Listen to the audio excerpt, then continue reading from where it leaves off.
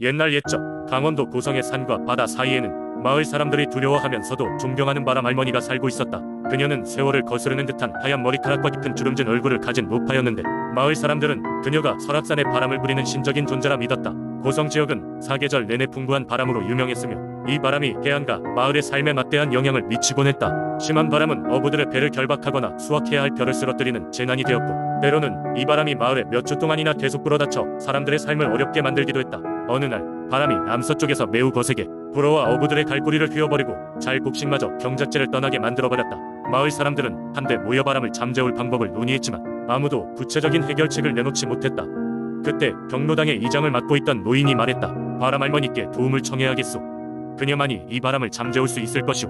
한 무리는 바람 할머니가 살고 있는 것으로 전해지는 설악산의 깊숙한 곳으로 향했다. 산 중턱에 이르고 나니 울창한 나무들 사이로 작은 오두막이 나타났다. 겸손히 오두막 문을 두드리자 바람 할머니가 문을 열었다. 그녀는 방문자들을 따스하게 맞이했고 그들이 처한 힘든 상황을 조용히 경청했다. 마을 사람들의 이야기를 다 들은 바람 할머니는 밖으로 나와 고개를 들어 하늘을 바라보았다. 그녀는 기도문을 외우기 시작했고 산들바람이 그녀의 주름진 손가락을 간지리는 가운데 바람 할머니의 목소리는 점점 높아졌다. 그녀는 발을 휘두르며 울부짖듯이 주문을 외웠고 그러자 점차 광풍이 사라지고 상쾌한 바람이 마을로 불어오기 시작했다. 언제나 그렇듯이 바람 할머니는 특별한 대가를 원치 않았다. 하지만 마을 사람들은 감사의 표시로 먹을 것을 준비해 그녀에게 가져갔다. 사람들은 바람 할머니와의 만남을 통해 자연의 힘을 존중하고 감사를 표해야 한다는 교훈을 얻었다. 그리하여 바람 할머니는 마을의 전설이 되었고 지금도 고성에서는 그녀에게 감사하는 의식을 매년 드린다. 이 이야기는 세대를 거쳐 전해져 내려오며 마을 사람들에게 바람과 자연에 대한 경애를 일깨워주고 있다. 두 번째 이야기. 옛날 옛적 서울 한강 주변에는 작은 어촌 마을이 있었습니다. 마을 사람들은 대부분 어부였고 그들의 삶은 한강과 깊이 연결되어 있었습니다. 그런데 이 마을에는 전해 내려오는 독특한 전설이 하나 있었습니다. 그것은 바로 한강 깊숙한 곳에 용왕이 살고 있다는 이야기였습니다. 이 용왕은 한강의 물길을 다스리며 때때로 마을의 어부들에게 도움을 주곤 했다고 합니다.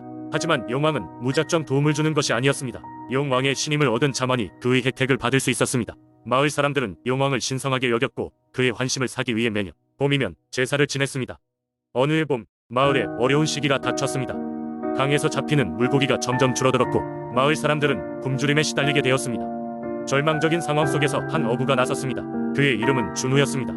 준호는 마을의 다른 어부들보다 조금 더 젊고 용감했으며 용왕에 대한 이야기를 누구보다 깊이 믿고 있었습니다. 그는 마을 사람들을 구해야겠다는 사명감이 가득했습니다. 어느 날 밤 준호는 혼자서 한강의 중심을 향해 작은 배를 저으며 갔습니다. 그는 용왕을 만나 도움을 구하고자 했습니다. 깜깜한 밤하늘 아래 준호는 자신의 간절한 마음을 담아 용왕에게 기도를 올렸습니다. 존경하는 용왕님, 저희 마을이 큰 어려움에 처했습니다. 저희를 도와주십시오. 제가 할 수 있는 무엇이든 하겠습니다. 시간이 흘러 강물에서 작은 기포들이 모여들더니 마침내 거대한 용이 수면 위로 모습을 드러냈습니다. 용왕이었습니다. 용왕은 준호의 용기를 칭찬하며 그의 진심 어린 행동에 감동받았다고 말했습니다. 용왕은 준호에게 특별한 미션을 주었습니다. 남쪽 언덕의 끝에서 시작되는 작은 샘물을 찾아 그것을 마을로 인도하라. 그러면 그 샘물은 마을에 다시 풍요를 가져다 줄 것이다. 준호는 용왕의 말씀에 따라 남쪽 언덕으로 떠났습니다. 며칠을 헤맨 끝에 그는 드디어 작은 샘물을 발견했습니다. 샘물은 맑고 차가운 물을 계속해서 뿜어내고 있었습니다. 준호는 온 정성을 다해 샘물의 길을 만들어 그것이 마을로 흐르도록 했습니다. 몇 주가 지나자 샘물은 마을의 중심을 관통하여 한강으로 이어졌습니다. 이후로 마을에는 다시 물고기가 풍부해졌고 식량 문제도 해결되었습니다. 준호는 마을 사람들에게 엄청난 영웅이 되었고 사람들은 그에게 깊은 감사를 표했습니다. 마을 사람들은 매년 봄이 되면 준호가 샘물을 인도했던 날을 기념하여 축제를 열었습니다.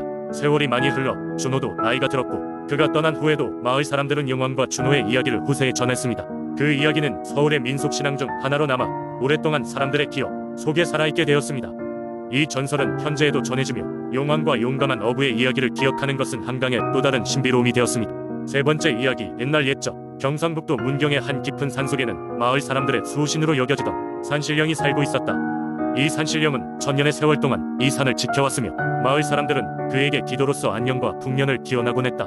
산신령은 항상 고요하고 엄숙한 모습으로 모습을 드러내곤 했다. 그는 도무지 사람들에게 친근하게 다가가지는 않았지만 누구보다도 그들을 아끼고 보호하였다.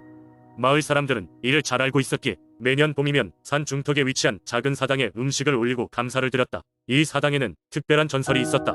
아주 오래전 한 젊은 나그네가 이 산을 넘으려다 갑자기 들이닥친 폭설로 길을 잃고 말았다. 그는 두려움에 떨며 산을 헤맸으나 점차 기력이 쇠해져 갔다.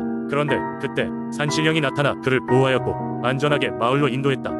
그 젊은이는 마을에 이르자 사람들이 잠시 걱정했으나 그의 놀라운 경험 이야기에 귀를 기울였다. 그는 자신이 어떻게 산신령의 도움으로 목숨을 구할 수 있었는지 상세히 설명하였고 이에 마을 사람들은 더욱 산골짜기의 신령을 존경하기 시작했다. 세월이 흘러 그 산신령의 이야기는 마을에 전해 내려오는 신앙의 일부분으로 굳어졌고 마을 사람들은 산신령이 언제나 자신들 곁에 있다고 믿었다.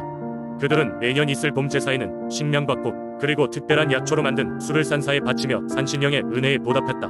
산신령은 그 마음을 알았는지 해마다 마을에서는 좋은 일이 끊이지 않았다. 가뭄이 들면 비가 내렸고 질병이 불면 신기하게도 곧 나았다.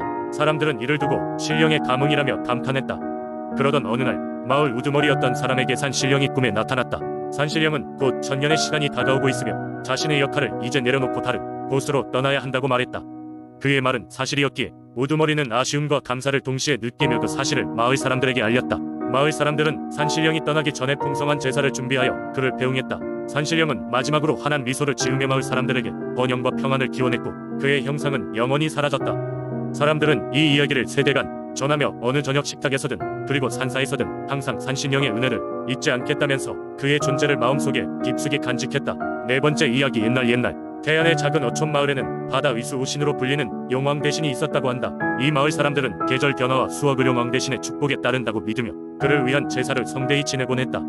마을 한가운데에는 용왕 대신을 기리는 작은 사당이 있었고 여기에는 마을 사람들이 바람이 잠잠해지는 날이면 성대한 제물을 올렸다. 이 사당에는 에도시대 때부터 전해 내려오는 고기 가죽으로 만든 웅장한 용의 동상이 있었는데 이 동상은 실제로 용왕 대신이 마을을 방문했을 때 변신하여 머물렀던 모습이라 전해졌다.